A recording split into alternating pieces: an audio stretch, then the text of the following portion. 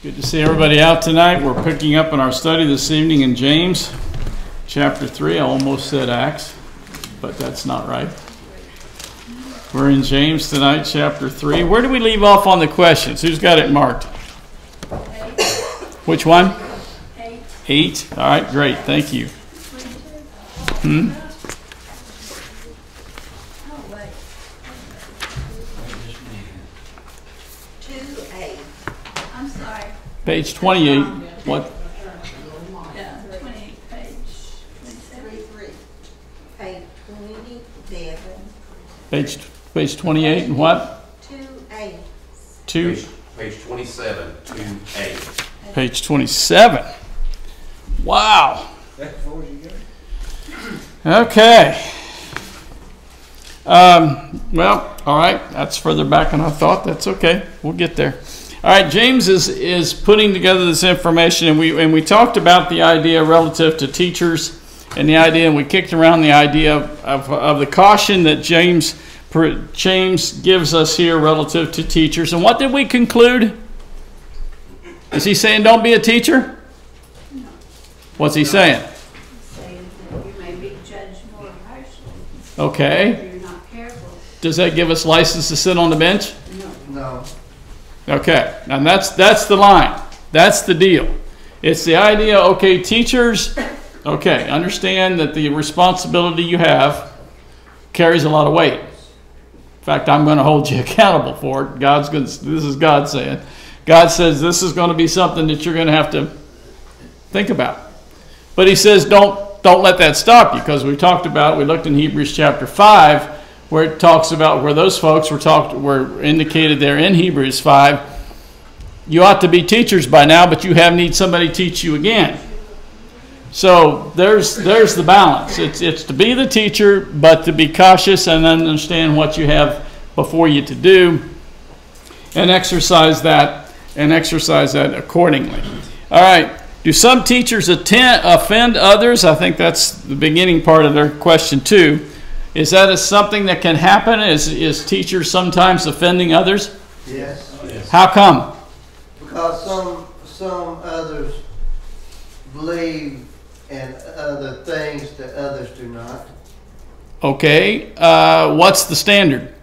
The standard is believing God's word and going by His word. Okay, and so when that maybe steps on a toe, we may have a problem with that. That's right. We may have a problem with that. And so there's the idea behind it, and I think obviously the answer is yes. But when the truth is presented, if it fits, we need to let it fit. If it doesn't fit, then we need to be thinking about what I need to do to get that corrected and go with it from there. All right. Are some offended by God's word? Absolutely. Absolutely. One size does not fit all. Okay? One size does not fit all, because sometimes we squirm with that. We squirm with that. And even if we've been in the church a while and we know what this book basically teaches, does it not make us stand back sometimes and squirm? Mm-hmm. How come? Because it makes you look at your own life the way you live. You mean you don't have this book down pat? You don't have it? You don't got it? Huh? Of course not. Of course not. Now, when we see that kind of situation occurring, we need to have the attitude and thought in our minds that we're going to fix it. We're going to fix it based on what we're seeing here, not because of what I think. And there's a difference. All right, what does offend mean? Cause one to stumble. Okay. I put a snare. I'm sorry? A snare for people. It's a snare, like a snare. Okay. All right, I want to key a minute off of A.Y.'s thought here relative to stumble. Okay. What does stumble typically mean in our thought process? Not fall straight.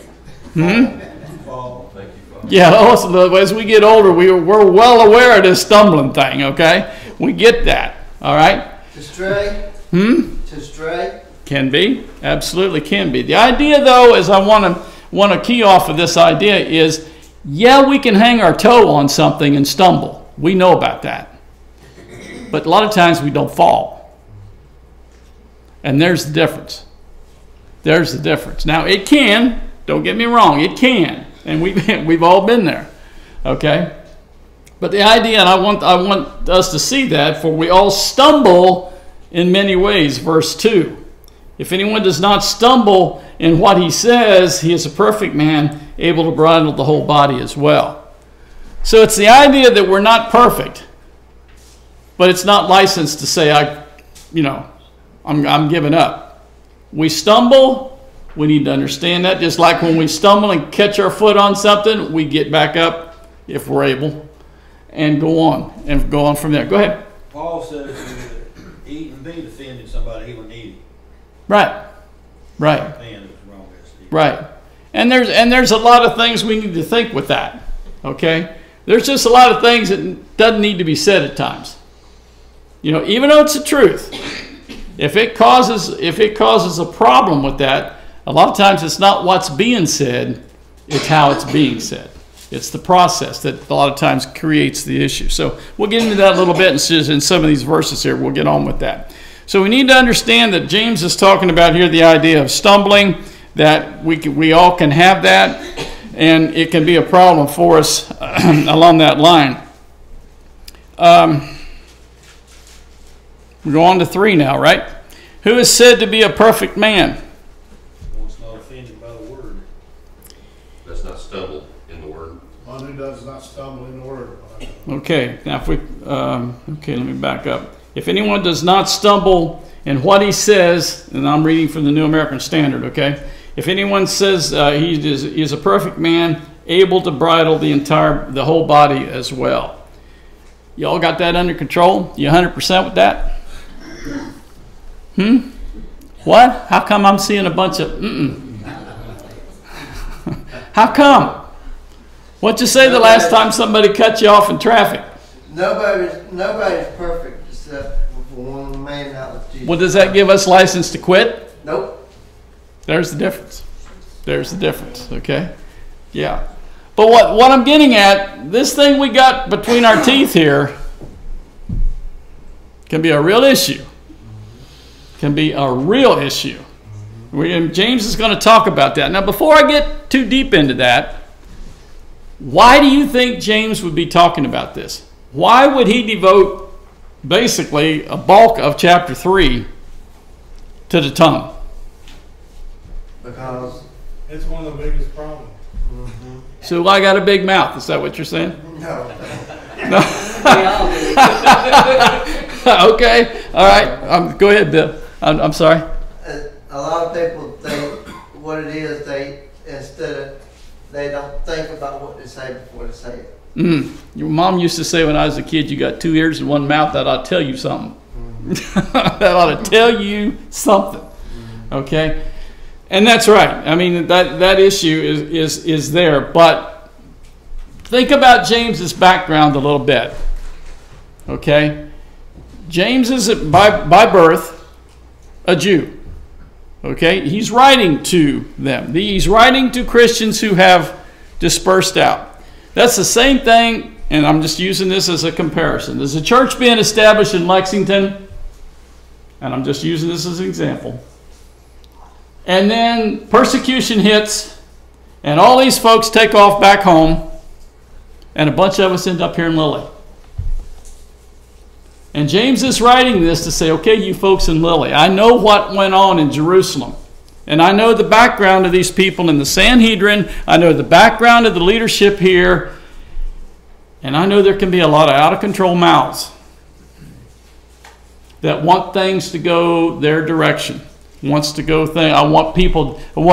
to listen to the Old Testament law and be a Christian. And let part of that, we read about that in Acts 15 when they had that issue. Who was involved in that situation? James. James writes the letter. James presents the material about how this isn't that. He knows how people were, but he also knows how people are. How we are. Okay? And so there's a lot of information devoted here, and it's heavy. It's heavy. And we look at this and we can see some of these things, and it makes, okay, how can we misunderstand some of the illustrations he uses here in chapter 3? It's not about the illustrations. It's about understanding what we are in relation to God. And there's some seriousness here that just we need to understand. We need to understand. Go ahead. Everything has to come to the mind before you speak it. Yep, we'll get to that in Matthew. Matthew says that's where it all comes from. That's where it all talks about. And we'll get to that. So he begins to illustrate this whole thing when he says, he talks about it. If he's a perfect man, when he can bridle the whole body as well. Does that mean he's going to be 100%? We don't want to take that as something that says, I can get there. That should be our goal. That should be the direction we need to go. And if we do the right things in the right way, things will a lot of times be easier. But I can assure you they're not going to be perfect. But our heads should be such that when we understand where we've blown it, that we get it fixed. And we take care of it. That's God's way. Don't think that's Roger's way. That's God's way to do that. Verse 3. Now, if we put bits in the horses' mouths so that they may obey us, we direct the entire body as well. Behold, the ships also, though they are so great and are driven by strong winds and are still directed by a very small rudder wherever the inclination of the pilot desires. Let's talk. We get this. We get what's going on as we see him illustrate this here. But let me catch up with the questions just a minute. Who's the perfect man? Question 3. Jesus. Oh, okay, but in regard to James 3, who is to be a perfect man? You're right. I missed it. I didn't read it right. I'm sorry. Who is to be a perfect man? The one who what? Can rattle the whole body. That's a big bridle in some cases, huh? Whew, wrap around me twice. All right, okay. What does perfect mean? Mature. Complete. Yeah, not perfect as in flawless, okay, but perfect as in complete, okay, and that's what the idea is. What is a perfect man able to do? And we talked about that. Control his tongue. Proud of the whole body. Yeah, isn't that kind of how that works? If you could just keep this thing shut, we wouldn't get in near as much trouble with the rest of us. There's a lot of things that would have stopped if we'd have just shut up. If we'd have just not said anything, a lot of problems. I mean, Linda's had jury duty here for the last little while. If you don't think there's some real winners out there, get a piece of that for a little bit, and you'll find out. And the mouth is generally a part of it. Generally a part of it. Okay. Of course, then we read the illustration. What is a bridle? Question 4. The main purpose of the horse is to hold the bits in the horse's mouth. Okay. All right. Behavior. Okay. All right. Why is a bit placed in the horse's mouth? Mouth tender. I didn't write these questions, okay? I'm just stuck with going over them. Everybody knows the answer to this. Okay? We know why it's there, and you're not going to have control if it's not there. Okay? It's not going to work. Okay? With a small bit, what is the handler of the horse able to do? Haul, that kind of thing. I'm sorry. Control what the animal will control what he does. Now he compares the same thing to a ship. And what turns about the ship is a Rudder. There you go. Okay. With a small helm, the governor is able to take the ship. What? All you fishermen ought to get this. All right. Yeah, that's right. Wherever we want it to go, that's what happens. What lesson is James teaching when he talks about the bit and the helm? What's he saying? I got that the tongue is a powerful tool for good or evil. Good and evil. Okay. Now, so it's not a light topic. It's not a light topic. He's beginning to set the stage here as he starts this whole process going. so that he can get to the points that's going to need to be said here. Because verse 5 says, so also is the tongue a small part of the body, and yet it boasts great things. Because behold, how great a forest is set aflame by such a small fire. We've read in history about the Chicago fire, the big Chicago fire that happened, I believe, in the late 1800s. Okay? You know how that fire got started? It was a cow. I was there. Mrs. O'Leary's cow. And what did it do? Not the Ha! Yeah, I got Knocked it. over Yeah. land. All right. Yeah. The cow kicked over a lantern, and a small fire burnt down a big piece of the city of Chicago. Okay? I was the guy that set the candle, set the lantern there. That's what? I set the lantern there. She kicked it over. There you go. There you go. Yeah. Yeah. Well, I mean, it's the idea that, and I think we get it, that it don't take much to get a big fire going. With the tongue, yeah. Do what? With the tongue, yeah. Well, yeah, that too, and that's where James is going with this, because so also is the tongue a small part of the body, and yet boasts great things. And anybody's in sales knows how big that can be, huh, Junior? Yeah, no. And you know, we couldn't do it face to face enough. Now we can do it on the internet. And Yeah. tweeting and all this stuff. So Sure. it's everywhere. We can't stir it up one way, we can stir it up another. That's right. I got you. All right. So that's the idea that is talked about here, is what in the small part that it is. Now, verse 6 is interesting to this. And the tongue is a fire, the very world of iniquity. The tongue is set among the members as to that which defiles the entire body and sets on fire the course of our life, and is set on fire by hell. Now, if you don't think James is putting the exclamation point behind this, did anybody have a chance to take a look at what the word fire might represent here? I mean, we get, striking a match, we get, kindling a fire, we got that. Do you know what it means here?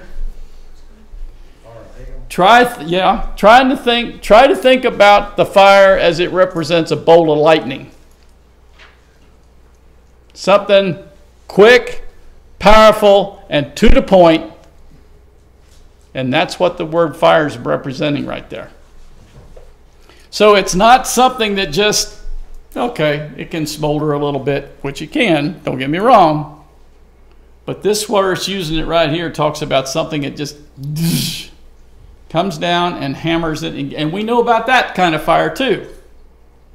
The tongue's compared to that kind of situation also. A world of iniquity. What's the idea? What's the thought of it there? The tongue is a fire, a very world of iniquity. Sin. Yeah. And we know how that goes. We know how that starts. A lot of times it's not with very much at all.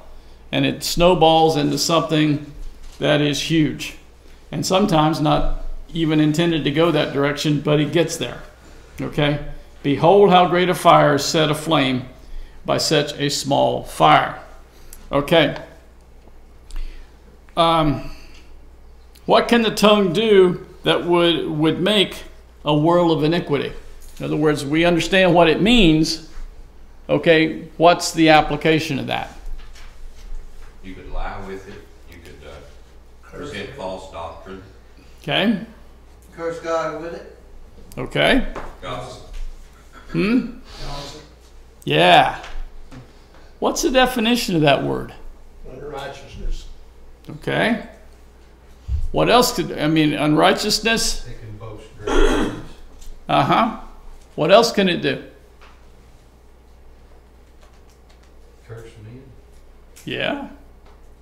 Get There- your reputation. Yep. And again, it's one of those kinds of things, factual or not, if it needs to be said or not said, It could the just high say- road is don't say it. They can deceive other people too. Yes. Yes. And what James is laying the groundwork here and letting us just kind of noodle on maybe where we are, what we're thinking, what we've seen, okay, is there's a pattern here that needs then to get straightened out. Okay? James understands this can go good or bad, and does go good or bad. Okay? But what should be our thought process? Focus on the good of it. There you go. There you go. And if it's not building somebody up or whatever, let it go. Let it go. Let it be. Okay. Okay, according to James, number 7, what has been tamed by man? Everything but the tongue. Yeah, verse 7. For every species of beasts and birds and reptiles and creatures of the sea is tamed and has been tamed by the human race. Again, this is the New American Standard reading that. But no one can tame the tongue. It's a restless evil and full of deadly poison. Let's get to this. Let's take it this a minute. Man has tamed everything but his mouth. Right? We got that. That's it. The man cannot tame that. But does that give us license to just throw in a towel and say, I don't need this. I can't do it, so why should I bother with it? No. David wrote hundreds of years before James did. And in Psalm 34, verse 14, he says, keep your tongue from evil and your lips from speaking deceit. Depart from evil and do good. Speak peace and pursue it. David wrote that in Psalm a long, long time before James ever did this. So this isn't new. This hasn't been a problem that just developed as James is writing this. It isn't a problem that's just developed for us. It's come down all the way through. But the working with it and the counteracting it is still just as important, if not more so, than today. For today than it was as then. Question for you guys in school. I wouldn't want to be in your spot for any kind of money. Okay? I thought it was rotten when I was in school. Believe it or not, it happened. Okay? I was there. But compared to what you see and what you hear and what I've heard in teaching you guys' classes in other places, I wouldn't trade places with you for nothing. These kids talk and say things today that was unheard of, and how rotten it gets.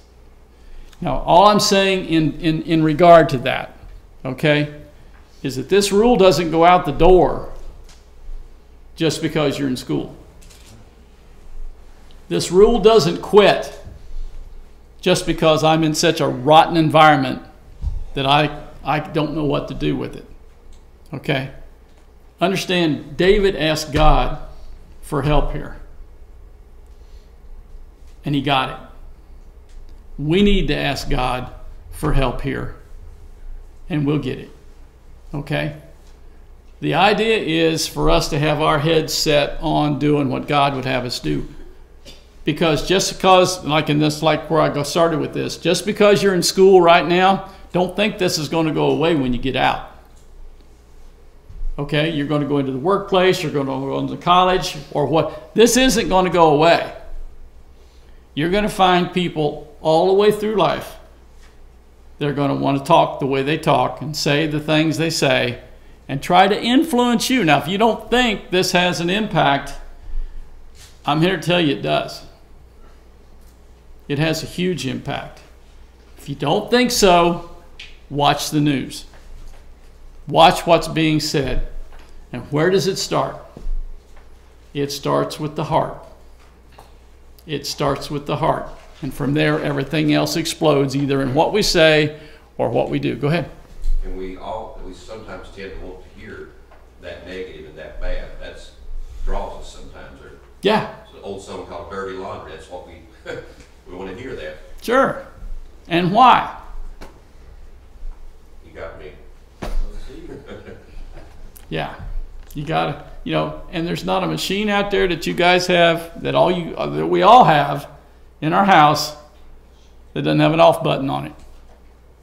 And if you're tired of it and you don't want to hear it, hit the button and turn it off. And I can tell you that goes a long way toward helping, just getting away from it and not doing it. Psalm 34 verse 14 is, David wrote again, keep your tongue from evil and your lips from speaking deceit. Depart from evil and do good, speak peace and pursue it. Not only just have it in your head, but go after it. And make it part of who you are. And make it part of what you're doing. Can I do this for you? No more than you can do it for me. Okay? We all, individually, have to take a look at this and be looking at Roger. That's what I'm doing. As you look at yourselves and say, look, this little thing that's in between these teeth creates a lot of problems. And I have to control it. With God's help, I can accomplish that. With God's help, I can accomplish that. And that's what James spends so much time with this. And as he begins and continues the illustrations that he's going to use right here. Question 8, what two things tell what the tongue is? Verse 8. It's an unruly, evil, full of deadly poison. All right. Restless, unruly, evil, full of deadly poison. All in one phrase, that makes it pretty. What if you ran on to, and the thing that comes to my mind is a snake that fell into that category? What would you do with it? Just play around with it and say how cool this thing is? I'm not thinking so. Yeah, yeah, in short order.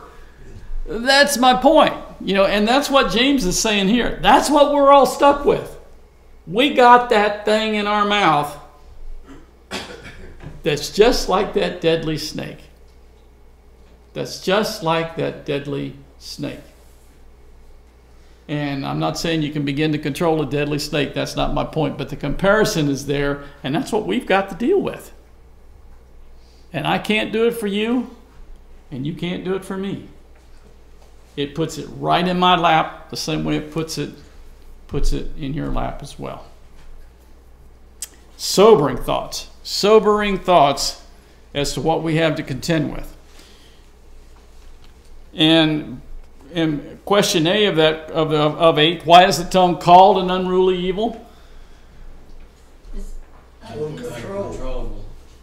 Is that what you said? It can't be controlled? Uncontrollable. Uncontrollable? Bless and curse. It can be controlled. You just gotta think before you speak. We need some 4-inch masking tape, right? To just. Yeah. Yep. I'm hearing you. But it's not an easy situation. And I want us to see as he drills down in this as to why. I mean, we get the illustrations. We've got what James is saying here, but there's a big why to this that I want us to get to here in a little bit. We've talked about it. The tongue cannot be tamed. How is the tongue to be compared to deadly poison? We talked about that. How those words, how those things that can be said can be so damaging, even fatal, if we're not careful. So when we get down to verses 9 and 10, I think this is where James is really starting to drill down to this. Because he says, wherewith we bless our Lord and Father, and with it we bless our Lord and Father, and with it we curse men who have been made in the likeness of God. And again, James provides some illustrations here, as he has before. It doesn't, as Billy says, it doesn't take a rocket scientist to figure this out. Okay? Here's his illustrations. He says, from the same mouth we both bless and come both blessings and cursings. My brethren, these things ought not to be. As a fountain sent out from the same mouth both fresh and bitter water, can a fig tree, my brethren, produce olives? Can a vine produce figs? Neither can salt water produce fresh. We get the illustrations. We understand that a well is not going to put out two different kinds of water. It's either going to be bad or it's going to be good. We understand that if you've got a fig tree growing, you're going to get figs. I used to know a fella down in Alabama years ago. He says, if you plant corn or plant watermelon, you're going to get watermelon. That's it. There's no in-betweens. Okay? So James is using this illustration, but how does that compare when we look then at verse 9? For with it we bless our Lord and Father, and with it we curse men. We know it happens. That's not my point. Why does it happen? Because we let our emotions take over our thoughts. Okay, the emotions, for sure. Let the wrong crowd lead you how you to act and behave.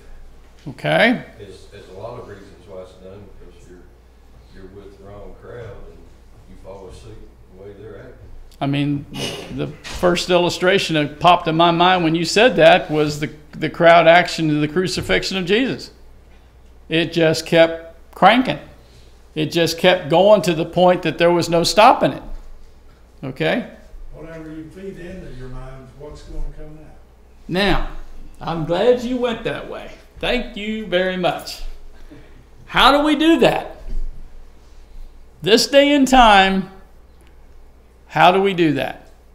When we're taking a look at the input that goes into our heads, where does it all come from? TV. Where? Media. TV. All right. Where else? Computer. Okay. Computer. Where else? Cell phones. Cell phones. All right. Where else? Facebook. Facebook. Big one. Facebook. All right. Where else? I'm up to 6. I'm sorry? The people you associate with. People we associate with. Let's go to 7. Church. All right. All right. Satan. Satan. We're up to 9. News. I mean, we can see where all this happens. Now, with all of these things that we just talked about, who has control on every one of them? The devil. True, but who else has control? We do. Can everybody take their finger and point it at We me? do. I do. Okay? Because that's, yeah, turkey. But that's my point, is that we all feed on the input that we get. You know, a person is what they think. Okay? Whatever's in your heart's going to come out. Yep. And the Bible tells us if we're to meditate upon things that are lovely, honest, kind, and pure, and so forth, it's what we put in is what's going to come out. Right. And there's no gray area here. Okay? And what I want us to get, and we looked at question 10 and talked about the fountain, the bitter water, and all of that stuff, and we've got that. What I want us to see in the illustration of that is that in Junior, we got to that a little bit ago. I'm going to jump down a minute to Matthew chapter 12. And we might want to turn over there a minute, because the Lord just hit this straight up. Okay? Matthew chapter 12.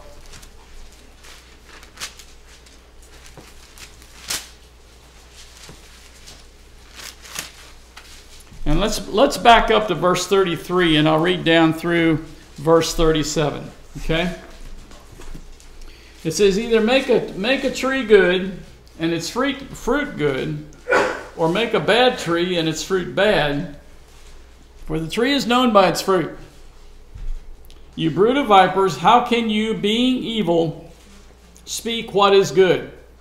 For the mouth speaks out of it which fills the heart. I think we just said that.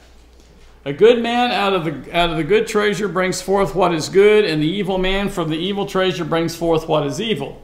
And I say to you that every careless word that men shall speak, they shall render account for it in the day of judgment. For by your words you shall be justified, and by your words you shall be condemned. Can we say that any better than what Jesus said right here? I don't think so. And if it doesn't hang around our neck, the magnitude of what this thing between our teeth can do, we need to reread these verses. Okay? Because it's stiff. It's difficult, and it's something that we need to understand. There's some heavy stuff here. There's some heavy stuff here. And if we're struggling with that, we need to keep our mouth shut. It's better than to say nothing than to be unsure of what's going on and what you're doing when we start talking. And that's where James is going with this. Because from our heart, as Herb talked about a minute ago, proceeds everything else that we do. And if our inputs into what we think are negative, if our inputs are not good and takes us down that road, guess how we're going to feel? And don't be telling me, well, I got this under control. It don't happen.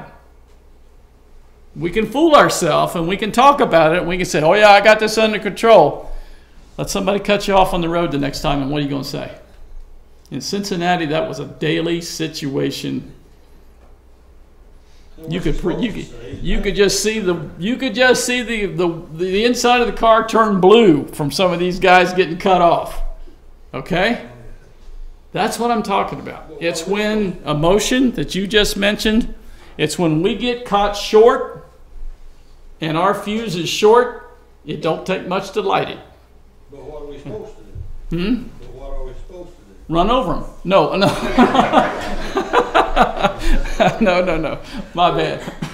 No, it's the idea of patience. It's the idea of understanding where God would have us take this and go with it. That's when the rubber hits the road. I mean, we can sit right here in this building and we can get as comfortable with this as we want to. But when we go out that door, it's different. It's different. And it does not give us license to act the way things can make us act.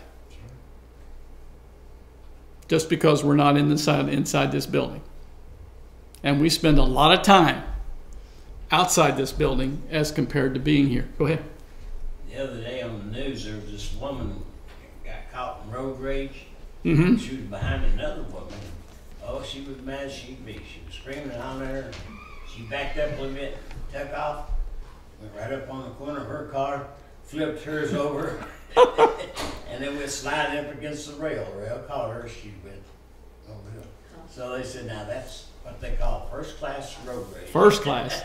First class. I'll tell you, it happens. It happens. There's some. I know one time, Roger, a car I was driving quit right in the middle of the road. Mm-hmm. The red light. And there was somebody behind me. And the light turned green, and I didn't know. He started blowing his horn, and he just kept blowing. And I just got out of the car and I walked back there and said to him, you know, if you go up there and start that car for me, I'll sit back here and blow your horn. He backed up and took off. I like it. That's good. Well, also I have a friend similar to that. We get into these stories, we may not get done That tonight. actually happened to me. Yeah, well, I had a friend. He's about 6'8". Okay, and got in a situation like what you talked about, and this guy's behind him, just laying on the horn, you know, like that. And this guy gets out of the car, and I mean, like I said, he's this tall, and he walks back, and this guy's sitting in the car, just kind of saying, "Ooh, please don't shoot me" or nothing, you know. And John rolls down. He rolls down the window, and John says, is there a problem back here? And the guy just quit. You know, but I mean, that's where we get to. You know, there rolled your window down somebody. I know this kid that did that one time. Like he thought he cut him off or something. And they come to a stop sign. When they stopped, this fellow got out of his car, walked up there. This kid rolled his window down, see what he wanted. He slapped him in the mouth and looked back, got his car. Oh yeah. All right. Well, we laugh at that, and I get it. All right. But that's where this thing gets us. Okay. You take a look at, the horrendous shooting that happened last week. Okay. Where does it start? Right here. All the input, all the stuff that gets us to going, the talks that he had, the conversations he had on the internet, all that stuff's coming into play. It's just sad. But it's real.